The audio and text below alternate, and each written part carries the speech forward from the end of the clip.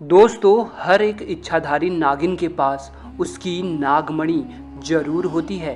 कहते हैं जब स्वाति नक्षत्र की पहली बारिश होती है तो उसकी पहली बूंद कोबरा सांप के मुंह में अगर चली जाए तो वह सांप अपने मुंह से नागमणि उत्पन्न करता है।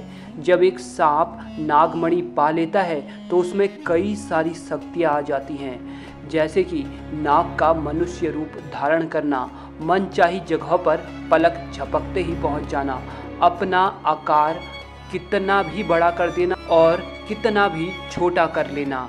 ये सभी शक्तियाँ उसके पास आ जाती हैं।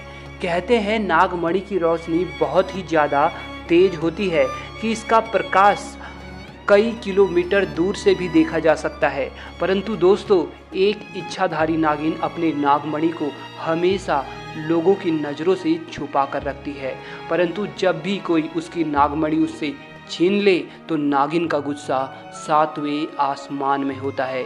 ऐसी ही एक सच्ची घटना आज हम आपको बताने वाले हैं, जो कि बिहार के दरभंगा के एक ऐसे गांव में घटी जो कि जंगल के बिल्कुल करीब बसा हुआ है।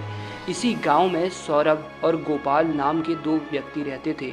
दोनों की काफ़ी अच्छी दोस्ती थी और दिन के समय दोनों अपने बकरियों को चराने के लिए जंगल साथ जाया करते थे। उसी जंगल में एक इच्छाधारी नागिन अपने नाग के साथ रहती थी और अपने नागमणि की रखवाली करती थी। एक बार गोपाल की एक बकरी घने जंगलों के अंदर चली गई तो गोपाल ने सौरभ से कहा कि तुम आज मेरी बाकी बकरियों को अपने बकरियों के साथ घर ले जाओ, मैं तो अपनी उस बकरी को ढूंढ के ले आता हूँ जो शायद जंगल में थोड़ा अंदर चली गई है।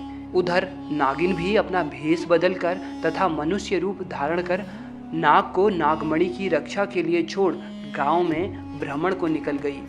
जब गोपाल अपनी बकरियों को ढूंढता हुआ उस जगह पहुंचा जहां एक पेड़ के नीचे बने बिल से तेज रोशनी आ रही थी, उसे लगा कि कोई कीमती हीरा या फिर आभूषण उसके नीचे हो सकता है, तो उसने उस पेड़ की ही एक टहनी को तोड़ा और एक बड़ा सा डंडा बना लिया और उस बिल को जोर जोर से मारकर तोड़ने लगा।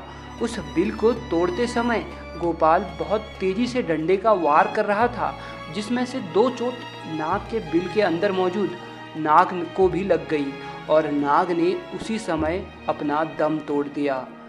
जब गोपाल ने मरे हुए नाग को देखा और उसके पास तेज चमकती मणि को देखा तो वो समझ गया कि वो चमकती चीज नागमणि ही है। उसने पहले नाग को डंडे से हिलाया और यह सुनिश्चित किया कि नाग मर गया है या जिंदा है। फिर उसने जब देखा कि नाग मर गया तो उसने अपने जेब से रुमाल निकालकर उसके अंदर उस नागमणि को रख लिया और भागता हुआ तेजी से घर को निकल गया और भूल गया कि वो बकरी को ढूंढने जंगल में आया था और वो बकरी अभी भी जंगल में रह गई। इधर जब नागिन वापस अपने बिल की तरफ लौटी तो जैसे ही उसने नागमणि गायब पाई और अपने नाग को मरा हुआ देखा तो वह गुस्से में आग बबूला हो गई। उसने अपनी शक्ति से नाग की आंख में देखा और जान लिया कि ये हरकत किसकी है। गोपाल ने बहुत बड़ी गलती कर दी थी कि उसने नाग के शरीर को वैसे ही उस जंगल में छोड़ दिया था। अगर वह नाग के शरीर को उसी समय जला देता तो शायद नागिन को गोपाल के बारे में पता ही नहीं चलता। उधर गोपाल बहुत खुश था क्योंकि उसे दुनिया की सबसे शक्तिशाली चीज़ नागमणि जो मिल चुकी थी। गोपाल जब घर पहुंचा तो सबसे पहले उसने नागमणि अपने हाथ में पकड़ी और यह इच्छा जताई कि उसकी खोई हुई बकरी उसे मिल जाए। दोस्तों, चमत्कार हुआ कि अगले ही पल वह बकरी उनके घर के दरवाजे पर थी।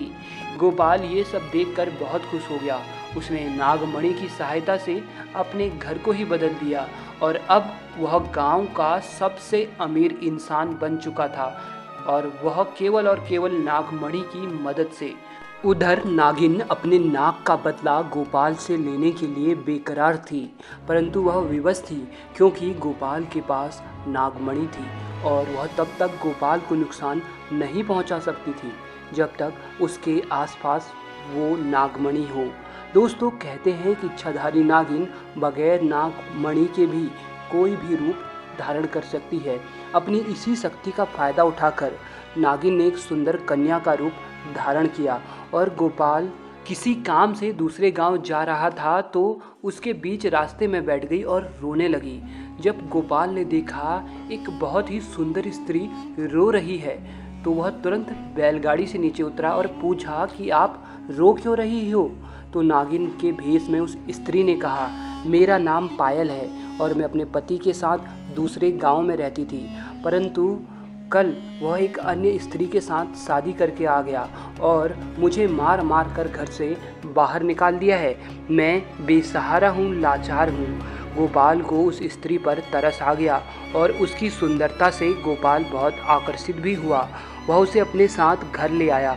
धीरे धीरे नागिन और गोपाल में दोस्ती शुरू हो गई और दोस्ती इतनी गहरी होती चली गई कि गोपाल को पता ही नहीं चला कि कब वह उस स्त्री से प्यार में फंस चुका था। एक दिन गोपाल और पायल यानी वो नागिन दोनों घूमने के लिए गए और एक जगह एकांत पाकर पायल ने गोपाल से पूछा, तुम्हारे गले में ये चमकती सी चीज़ क्या है। तो गोपाल बोला, कुछ नहीं, एक साधारण सा आभूषण है, मुझे बहुत अच्छा लगा इसलिए मैं इसे गले में पहनता हूँ। दोस्तों, ये वही आभूषण था जो नागमणि के नाम से पुकारा जाता है।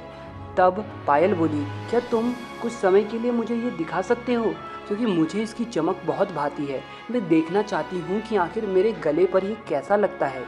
इस पर गोपाल चिल्लाते हुए बोला, नहीं, मैं तुम्हें ये नहीं दे सकता हूँ, इसके बदले तुम कुछ भी मांग लो, मैं तुम्हें दे दूँगा। इस पर पायल एकदम से गुस्सा होकर बोली, गोपाल, तुम तो कहते हो कि तुम मुझे अपने जान से भी अधिक प्यार करते हो और मैंने बस एक तुम्हारे गले की यह माला क्या मांगी। इस तुच्छ सी चीज़ के लिए तुम मुझे मना कर रहे हो और मुझ पर गुस्सा कर रहे हो। रहने दो, मैं जानती हूँ कि तुम्हारे लिए मैं ज़्यादा मायने नहीं रखती। परंतु गोपाल ने फिर न चाहते हुए भी अपनी वह माला निकाली और पायल को देते हुए बोला, ठीक है, कुछ समय के लिए तुम इसे पहन सकती हो, परंतु ध्यान से। पायल के हाथ में जैसे ही वो नागमणि आई, पायल का रूप एकदम से बदलने लगा। केवल एक पल में ही पायल एक सुंदर कन्या से एक भयानक कन्या के रूप में परिवर्तित हो गई। उसका चेहरा बिल्कुल नाग सा हो गया और उसने कई बार गोपाल को डसा और डस कर उसे मार डाला। नागिन का इंतकाम पूरा हो चुका था, उसने अपने नाक का बदला ले लिया था। तो दोस्तों, कभी भी एक नागिन के नाक को नहीं मारना चाहिए और साथ ही नागिन के नागमणि को तो भूल से भी नहीं छूना चाहिए, अन्यथा वह नागिन 7 जन्मों तक उस व्यक्ति का पीछा करती रहती है।